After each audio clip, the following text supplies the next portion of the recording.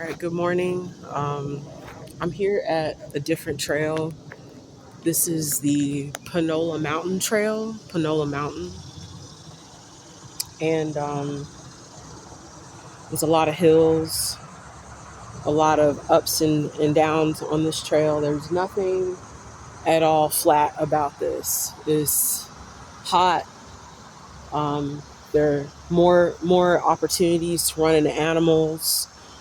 And yeah, this is where it's kind of like my weightlifting trail for running. Um, but what I want to talk about before I get started, just to clear my head, is uh, procrastination. So as you can see, it's pretty hot. It's not hot, but the sun is already out. Now, I have a training plan that tells me what I have to do days in advance, and I know I knew last night and, nights before that I had to run this 4.8 mile run into the mountain and out. Um, but, life is life. It's summer. And my motivation, first of all, I don't like running. I don't like it at all. I have no desire to do it. But it's a part of my triathlon sequence. And I love the culture of triathlon. I love everything about it. But running is not my favorite. I'm not that great at it. Um, and I can train and get to a pretty, solid speed, well enough to be qualified to race nationally, at the national level, but I still don't like it. So, like, I'm not as motivated to do it. I don't have the right attitude towards it sometimes. This is a flaw that I'm sharing. Like, I don't have the right attitude towards running. So, it would be wise, given the heat indexes that have been indices that have been happening this summer, to get my butt out of bed at 6:30 and be here at this trail at 7. The gate opens at 7. Um, I don't ever have to pay for this. I'm sure it comes out of my check somehow or another. If I get here at a certain time, I will have to pay because they do put somebody at the gate. But if I am here by 7, there's nobody here to pay. I didn't have to pay today for the parking. Who cares? $5. But if I get here at 7, the sun is not really out and the temperature is cooler. It's just it rained yesterday, so it would have been nice and breezy. It's almost 10 o'clock and I'm just now getting out here. I found every reason to not get here. Oh, I need to go get some gas. Oh, I need to get a cup of coffee. Oh, I need to go shopping at Dollar General because I need to get, some laundry detergent. And I did need Band-Aids for a scar that I have. And so I dealt with that. But, you just find every reason to not go where you're supposed to go. And like, we do that with a lot of things that we just subconsciously um, don't like. Maybe it's not our favorite thing to do, but we don't show up as our best self when we do it. And I'm not projecting on anybody who's listening to this. I'm telling you that this is a normal occurrence because I see it at my job.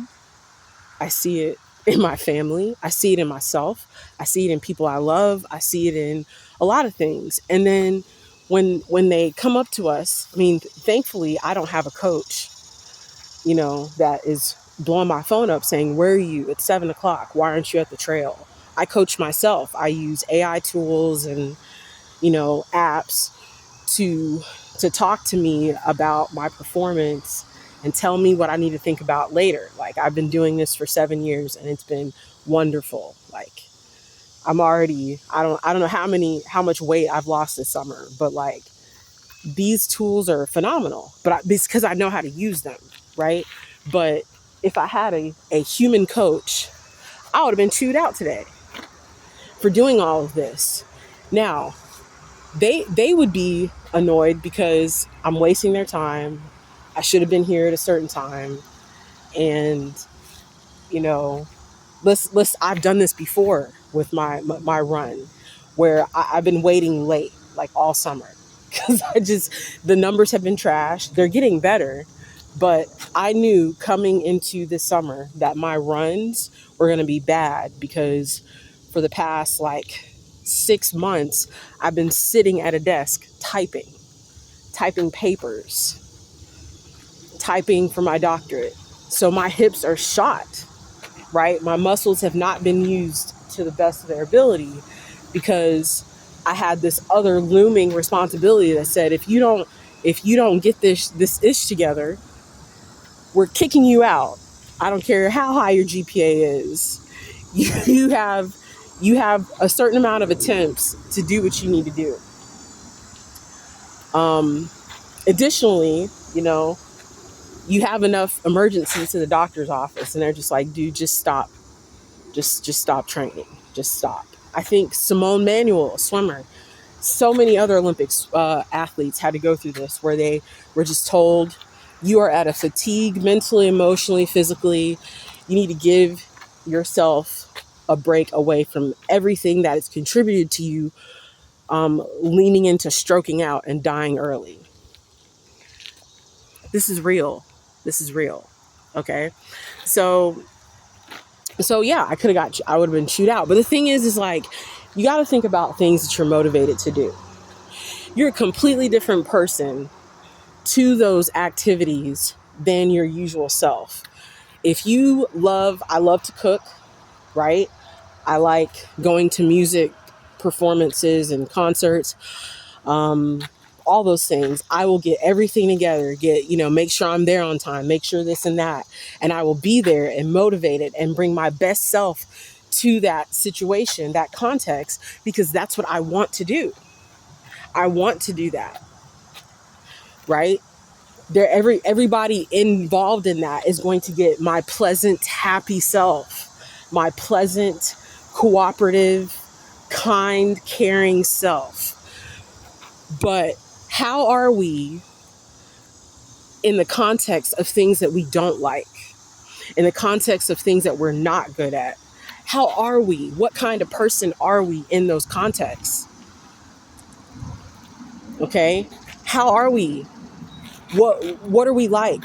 What person is that person receiving? If I'm not good at running and I had a coach and this is all I bring to the table every day is this procrastination, this finding reasons not to show up, this finding ways to delegate whatever and whatever, that's the person they're getting all the time versus the other person in other contexts of things that I do like who's getting so much, a much more positive version of me.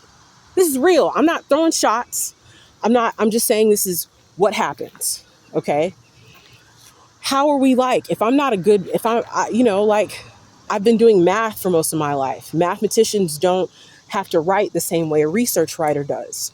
So for a lot of the time, I wasn't good at writing, right? Or there may be areas in my math skills that I work on. How am I when I show up to those things and I'm not great at? Am I as willing and excited? Oh my God, I can't wait to look at all the mistakes I've made.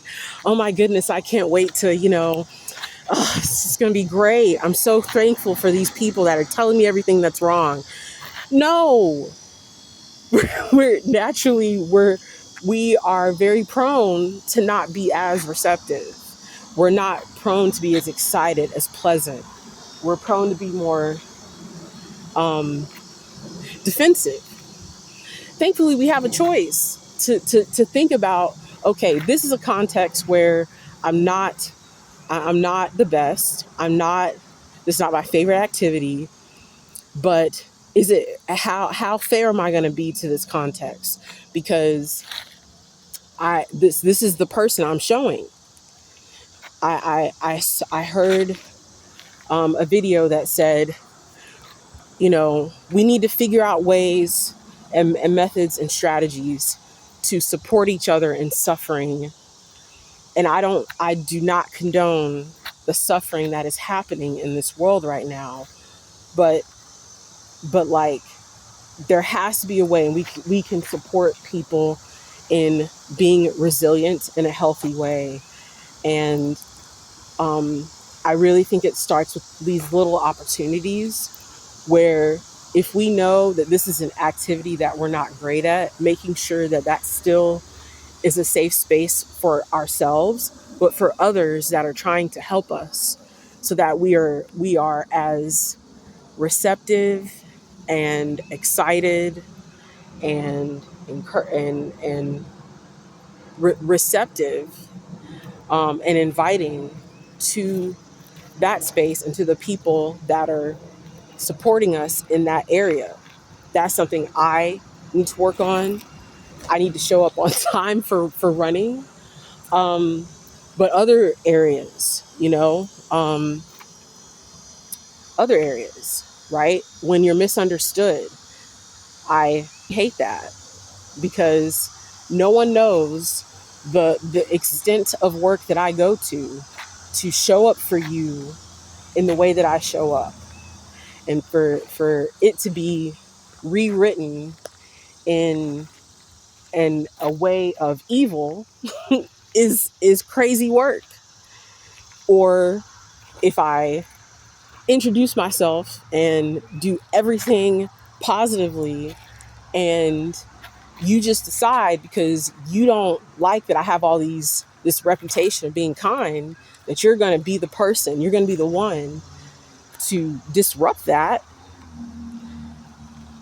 for no reason, just because you want to be a disruptor. That's cool. But if it prevents a system from going forward, and it prevents progress from happening, just so that you can make a statement, that's a trigger, because it's about you, right? Um, but I say this to say, like, there are so many things that we have to think about when we're showing up as ourselves, because our identities change in different contexts. This is identity theory. Our identities change in certain contexts. So just think about, who are you with things that you're excited to do? Who are you with things that you're not excited to do? If you know that you are not your most pleasant self in the areas that you're not most excited to be a part of, what supports can you reach out to, pray to be back to the person that you want to be? But just like, you think about just different ways in which we can have dual personalities. How are you differentiating that? And just think about ways in which you can get support, so that you're able to still be resilient in those areas that you're not, doing well in, or not as motivated to work through, so that you can be your most pleasant self. And of course, we have to give ourselves grace. We're not going to get it right at once. But if we've had multiple conversations with people about it, people have talked to us about it multiple times, we got to be open to having that dialogue, and saying, man, this is coming up a lot. Maybe I need to really pay attention to what's happening, because that's just how things get solved.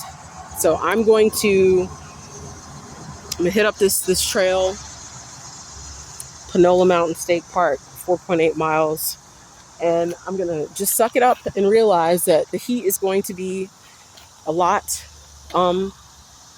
different. The temperature is different, because I showed up late, but I'm here anyway, not counting myself out for the blessing of running 4.8 miles. Hope everyone has a great day.